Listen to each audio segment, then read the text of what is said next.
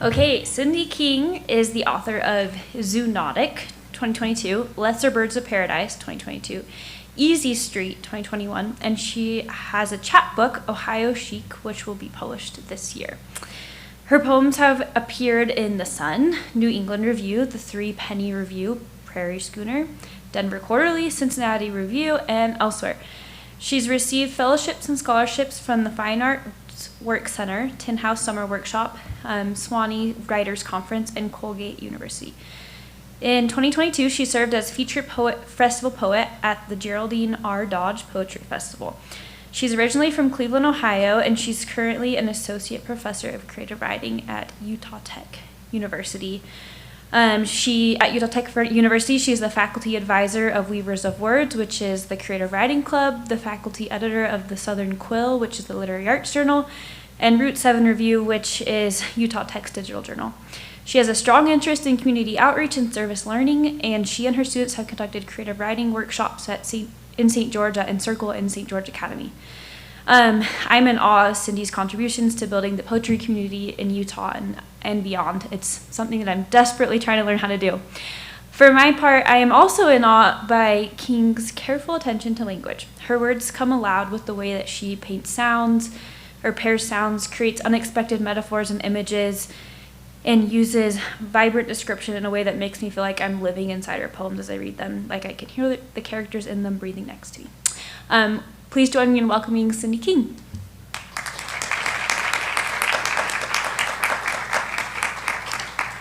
Thank you, Kate, and I'd be happy to talk to you about building community and creative writing.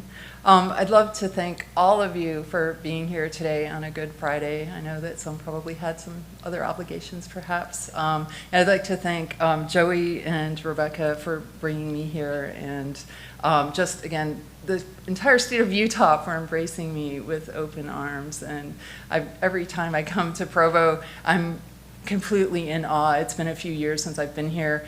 Last night, driving in, seeing the mist and the mountains, it was so mysterious and beautiful and awe-inspiring. I was just entirely blown away. I've been here with my students twice. We went to the L2 conference, like Universe and Everything. It's a science fiction and fantasy conference, and the students had a great time.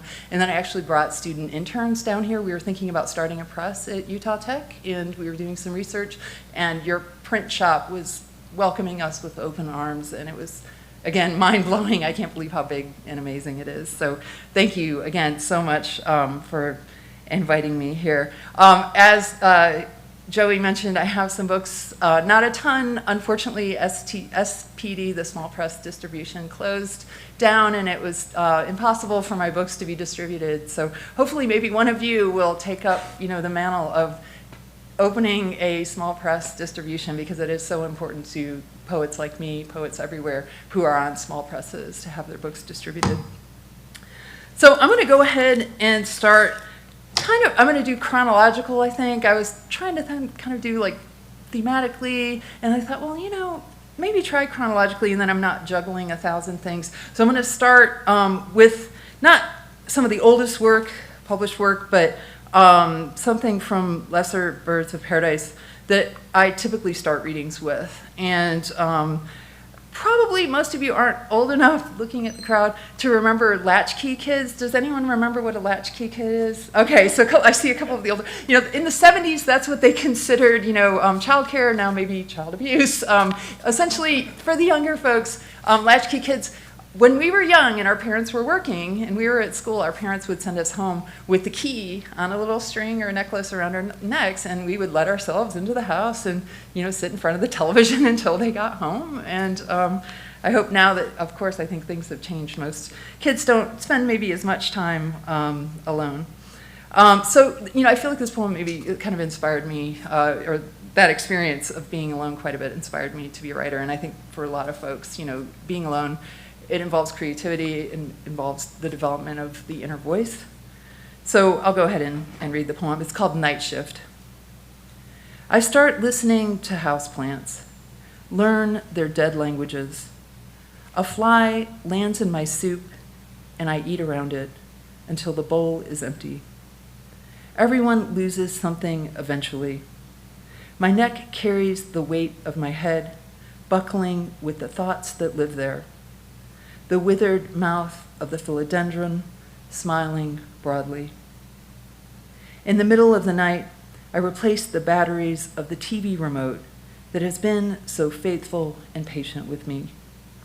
Across the alley in the shop of the garment maker, 100 hands stitch trim onto jackets, sew sleeves to shoulders, steam creases and seams, while I lie awake in television light, waiting for the night to end and for the third shift mothers to be returned to their children.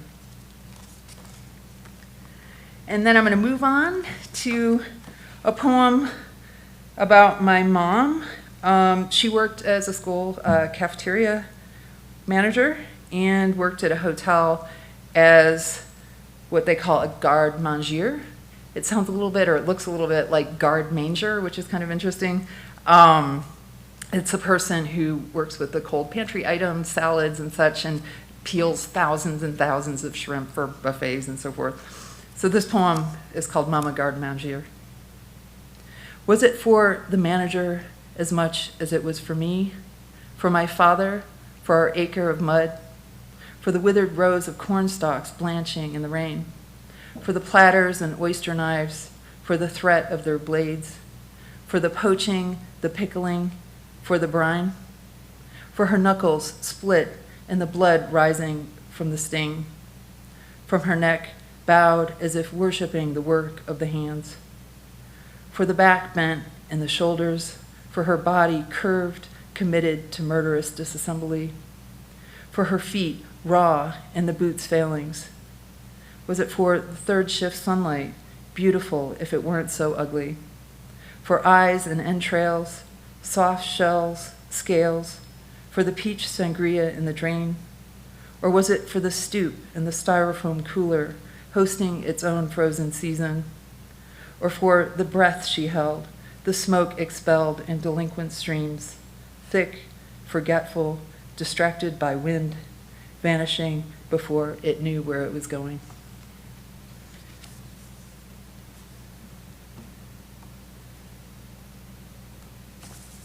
And I have quite a few poems that mention artists and works of art. And since we were meeting in the art museum, I thought perhaps the reading would be in the museum. But I'm a big fan of contemporary and modern art, and it works its way, however it does, into my poems. Most of you, I'm sure you know Pablo Picasso, and you know his kind of cubist paintings and the way he paints people. This poem's called Pablo's Women. We are women in control. Remember this. We have mastered the art of weeping, have learned to cry from one eye at a time. We wear hearts on our sleeves, perfume on our wrists with names that take the place of our feelings. We bear crosses on soft shoulders like the highways, our names where the bodies should be. We make small talk with big words, words as stiff and sweet as icing forced into roses. Like the pastry tube's tip, we come equipped with sharp stainless teeth. You may see us as an aggregate of fragments, grains of sand coming together as if memories form dreams, while we see ourselves as glass in church windows, as bare bulbs in which faith's thin filaments burn. We walk on legs not our own, raise our chins to the moon like wolves, as thoughts outgrow our bodies, tears as big as our heads. This expression of rage calls for a second mouth. And then I have a poem, it's called After the Audition, and it's a kind of an odd poem, but I don't read it very often, but I thought I might for today. So it's called After the Audition. The girls swell from the theater like two idle streams, the length of 7 limousines and shining too like limos. They look at each other at the distance of stars from under their wet black mascara. And because their faces are very bright, it's very hard to shoot them, and harder still to capture what commences between them on film. A man hovers over the girls. The girls carry a man, holding each of his thick limbs, his back, and just below his wide waist. And in this way, very slowly, they carry the man through the alley as if he were a statue of a saint paraded down the street or a cross to a crucifixion. His necktie swinging down, his thin hair grazing the girl's shoulders. I keep thinking the man might be a prop held up by wires or two phantom hands. But the man is a man, his body as squat as a postbox, his suit divided into 3 pieces, his skin tan the way the ego is bronzed by the imagination, the teeth overbright, the girls shining, the wingless man floating quietly over the crowd. There is something living in it, or it is alive, something beyond the register of disappointment. I touch my knees to my elbows, and there I sit for the amount of daylight it takes for 2 streams of girls to carry a man through a narrow alley, past sleeping roses, past the small swans, past prophets and doomsday signs. And when I turn my lens on the girls, they are gone. But the alley reeks of broken hearts, and across the sidewalk a puddle grows for which there is no origin, a widening pool covering the street, and the tears are like the tears after a drought or a flood, unholy still, but full of twinkling. And then another poem, it's kind of my poem noir. It's kind of a riff or a color study, a riff on the color white, and kind of a color study. I don't know if you know the poet David Hernandez. He writes these really great color poems. So this poem is called Study in White. The sheriff grinds a breath mint between his molars, his limestone thoughts deep as the flooded quarry, clouded as its waters after hard rain. He passes a hand across his chin, stubble more salt than pepper now. Powdered with dust, the squad car expresses his exhaust. Donuts sugar its dash, a half moon of ice wanes in a styrofoam cup of bourbon. An officer inspects her French manicure, then stretches to its limits a latex glove. Pages of a notebook flutter in a failed attempt to fly from her pen. Socks lose their grip on the pale fact of shins. Boot prints brim with ruin at the quarry's milky shoreline. Hands of a watch meet at noon. A face goes blank. Another loses its color. As a dark figure floats to the water's surface, becomes tangible, the sun's mouth, open the moment before it bites through the overcast.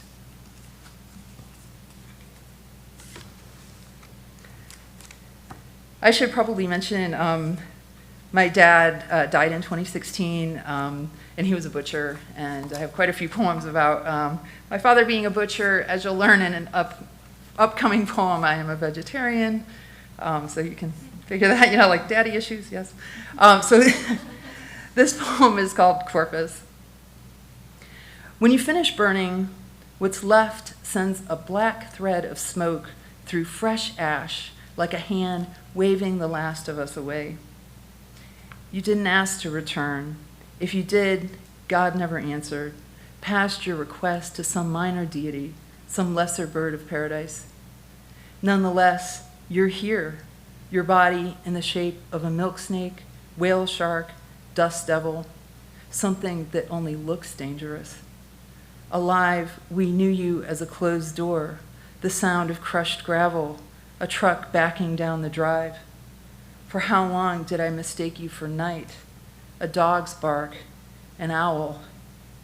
Now we've packed up cold cuts, hung dress clothes, and didn't sing. We drink whiskey in the backyard, though we'd rather sleep. But still, here you are, failed storm, waterspout, empty threat that's not quite done with us.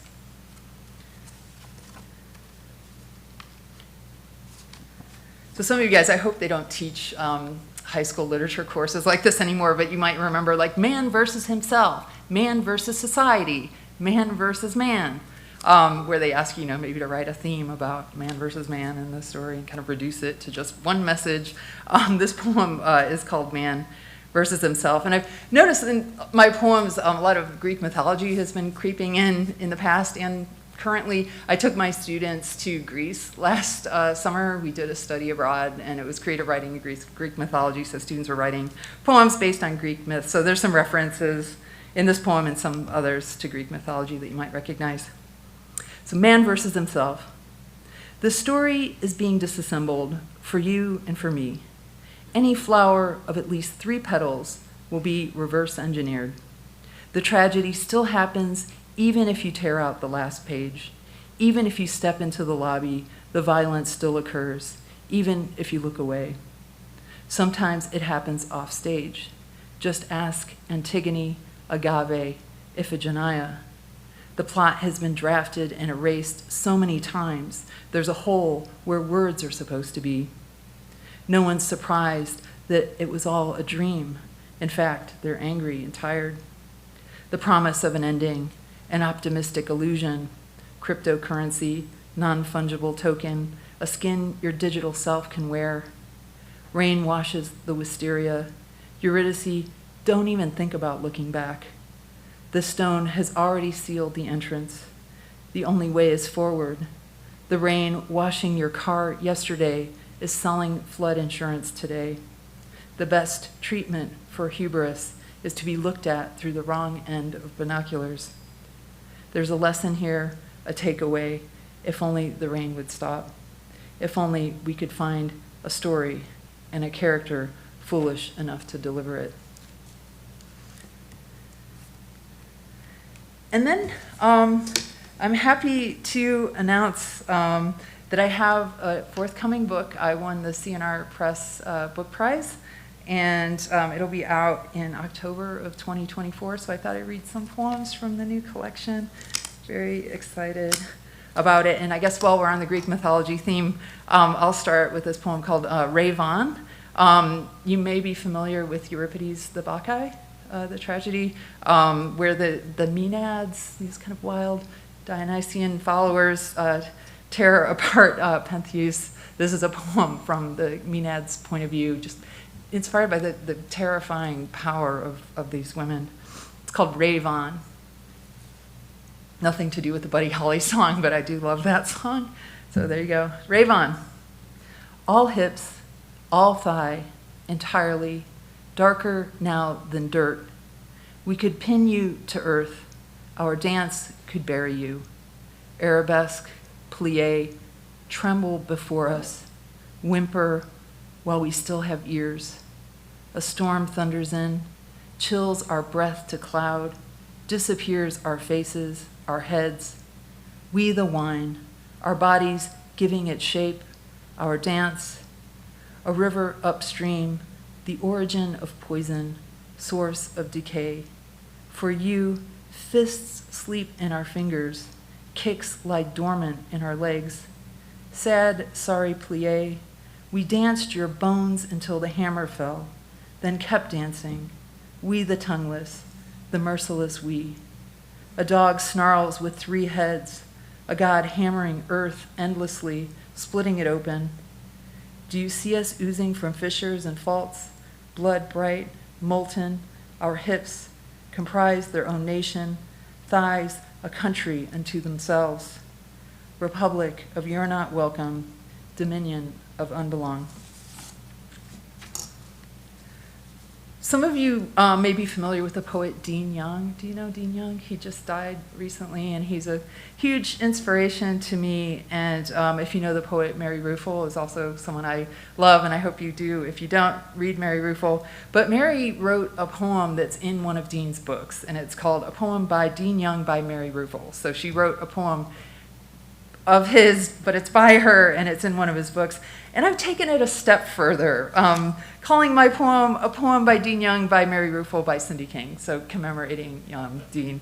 Wonderful, wonderful poet. Never had a chance to meet him, though, unfortunately. Assume for decades I haven't suffered a cataclysmic, life-altering event, a pregnancy, a loss, an assault of any kind. The dog in the raincoat is a global phenomenon, an international incident, a cosmic, seismic event. Doesn't believe in anxiety. doesn't believe in facial recognition software. Assume I haven't seen bulls swabbed onto cave walls. Assume I haven't tried the world's most poisonous fish.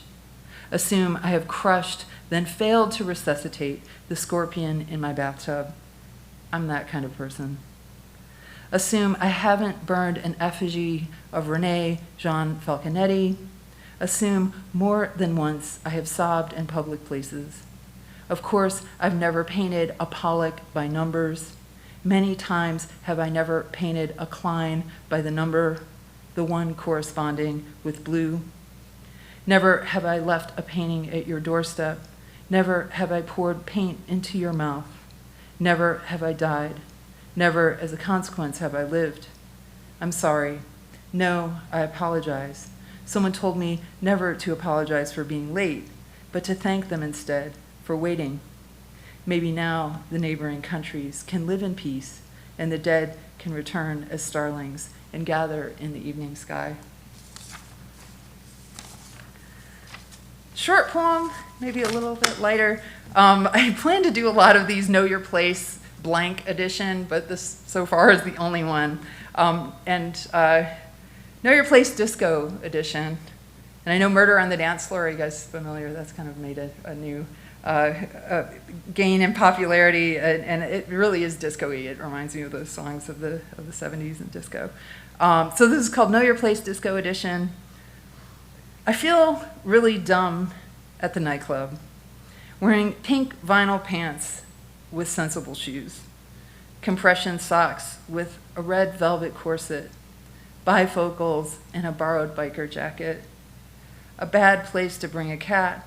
Same goes for a headache. Ditto for a cup of herbal tea and a copy of the Old Testament. A mirror ball rotates above the dance floor, fracturing light into unholy pieces. The perfect planet for narcissists, if it weren't too small for all of us to make of it our home.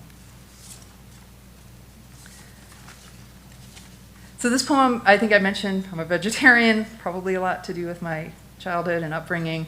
The poem's called Anamnesis, and it's defined as remembering things from a supposed past life or as a patient's account of their own medical history. So anamnesis. I remember the last time I had fish. It was at a waterfront restaurant with my mother. I ordered a cocktail. My mother brought her own, a pharmacological rainbow she shook from what looked to me like a little plastic coffin. It was a Saturday or a Sunday when the fish was placed before me, and when I ran my knife down the silver length of its body, it opened its mouth. Sit up straight, I heard it say, and elbows off the table, though that was a decade ago, and it could have come from my mother's mouth. My mother is a fish now, like the one in the Faulkner novel. You are what you eat, they say. I have become a vegetarian instead of becoming my mother.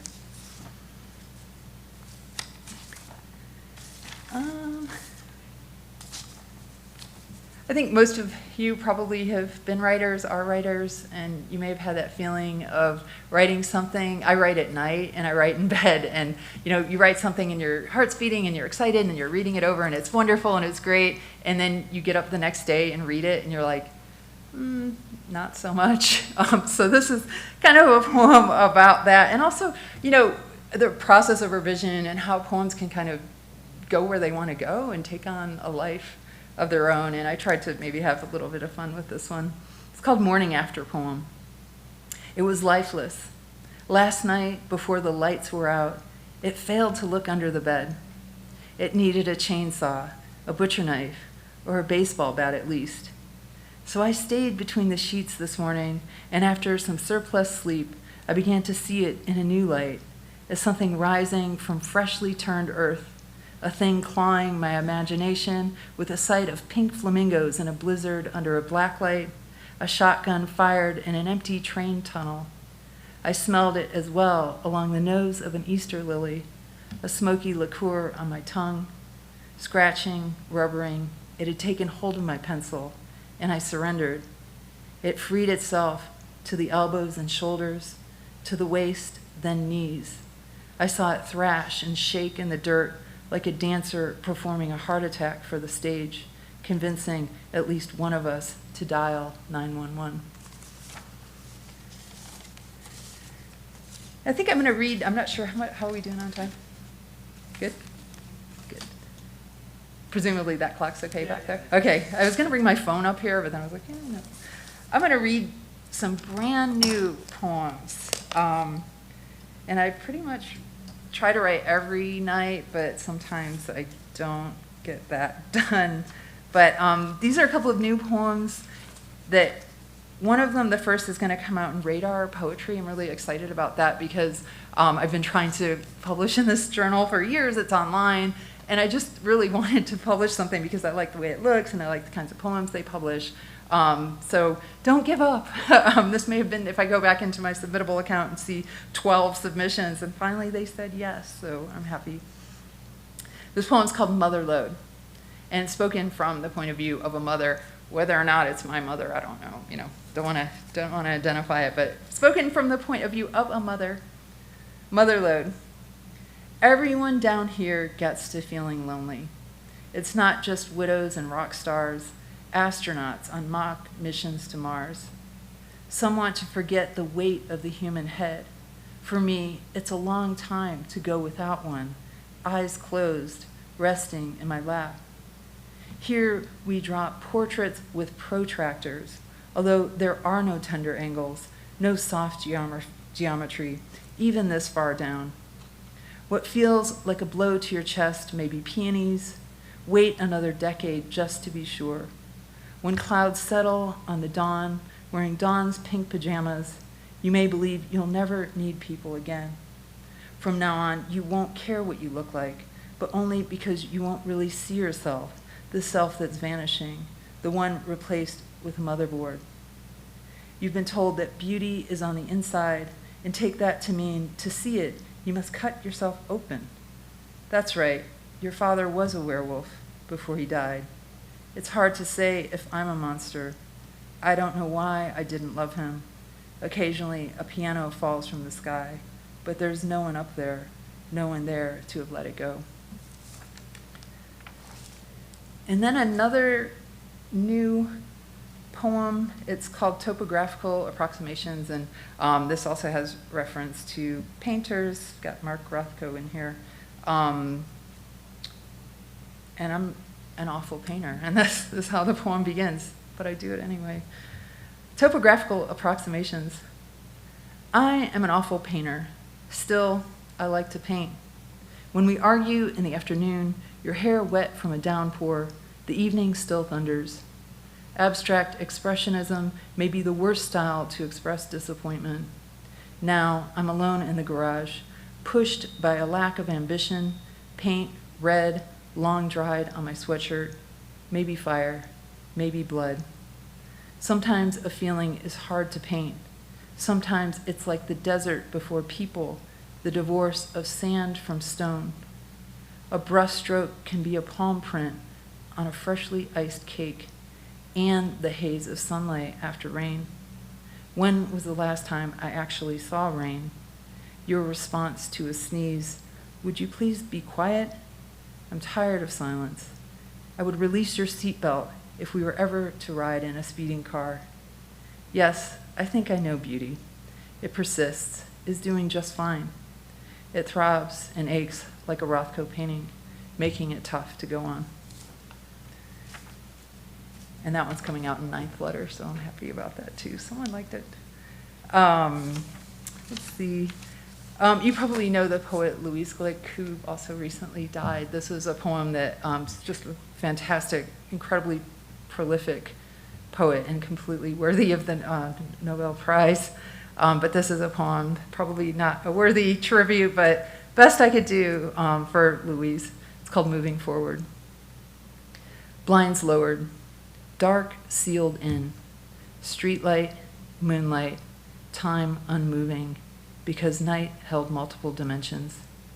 Mouthwash in a paper cup, sound of water dripping, of fans blading air. Minutes passing, bed sheets luminous in moonlight, motionless on clotheslines. movement not yet detected by time. Blinds lowered, blinds raised, hours glimmer, bodies beneath sheets turning from side to side, a syllable, another, then words, suddenly, suddenly, pulsing between poles, stillness, movement, breath hitching, death released from memory, rooms expanding, walls let down, streetlight, moonlight, sunlight warming white sheets, billowing on clotheslines.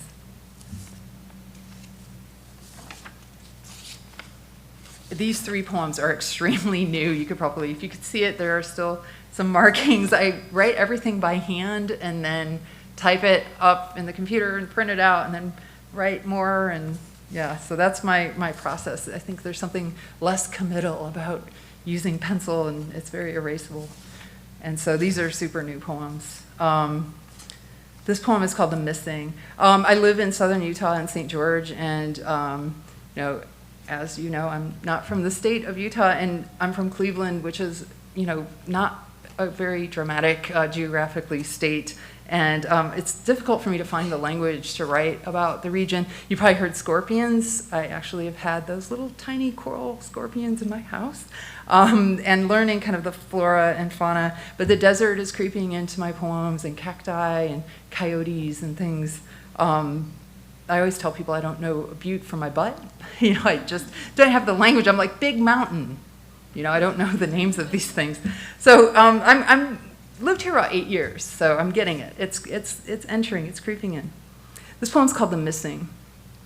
You can't elude these truths, e.g., how the Mojave is a buffalo hide and therefore resembles the memory of a Yuma woman you knew before she disappeared. Even a thought, however fleeting, leaves vapor trails, memories calling for chalk outlines. How around them your adversaries, birthdays, holidays, springtime, aren't getting any less malicious, nor is the great green crush of bullfrogs riding their mates, X-rating retention ponds.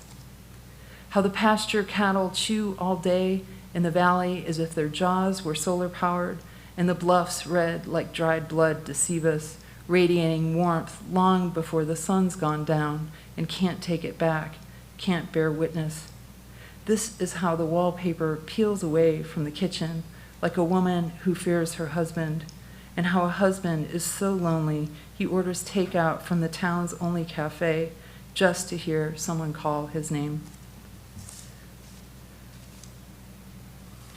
This poem's called Forbidden Fruit. Not sure if that's going to be the title, but for now. Forbidden fruit.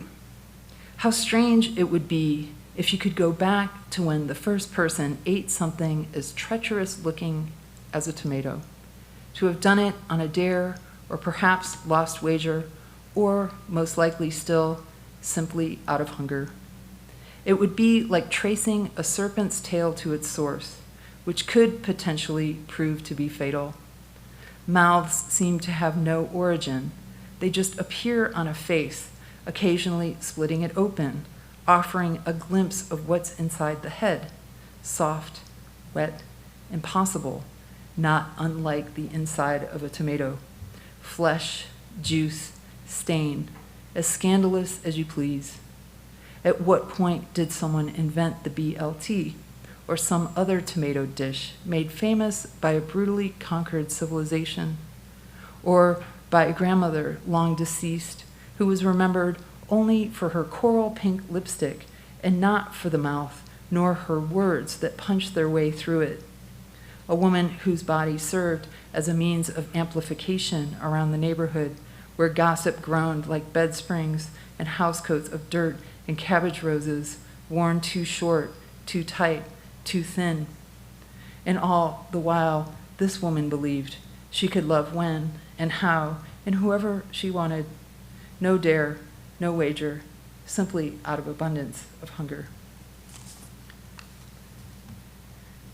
And I think most of us are probably well aware of, various conflicts happening around the world among neighbors. And I'm kind of an avid news junkie and watch the news every night. And again, those things are creeping into my poems. I'm not sure if you guys are familiar with the artist Anselm Kiefer. He's a German neo-expressionist who does these kind of apocalyptic sculptures. He's also a painter, but these sculptures are made out of rubble and ash, and they're just, sometimes they fill an entire room, and they're incredibly delicate and kind of demoralizing. And as a reminder of, especially the Second World War and the Holocaust, he was brought up in a town that was completely demolished in the Second World War in Germany. So again, this poem's called Intention. I'm not sure if that's going to end up being the title. The painting wasn't meant to be representational. That's why, in what I thought was the sea, I saw neither waves nor blue. That's why when a village is demolished in an airstrike, the artist doesn't study the shape of smoke, the color of flames, but rather the snow, for how it falls and accumulates, for its ability to obliterate, to render everything equally invisible.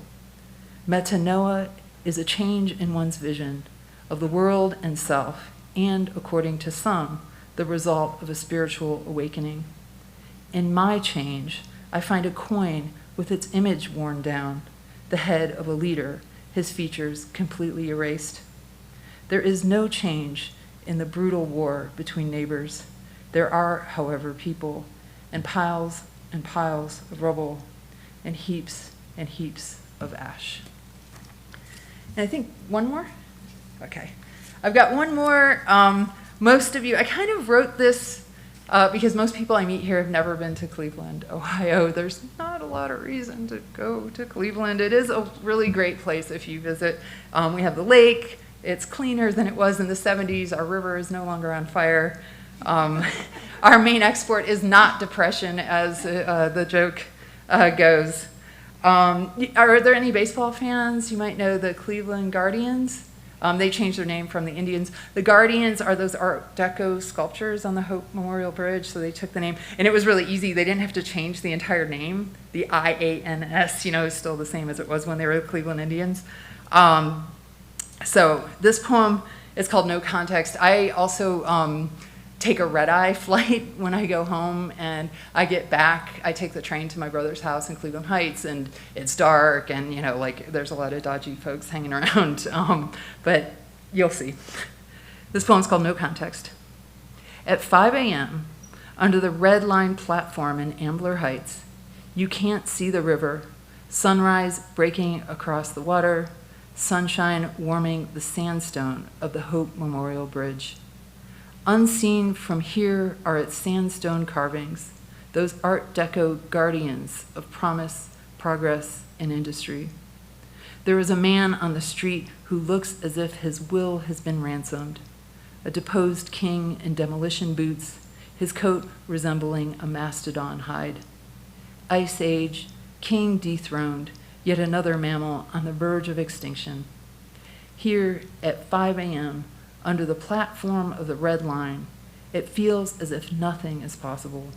Here, no one ever called brushing your teeth, flopping on a mattress post-third shift, a prelude to a beautiful dream. I am so goddamned and defeated, I can't believe no one has asked me to marry them. In Ambler, nobody is made in the image of God.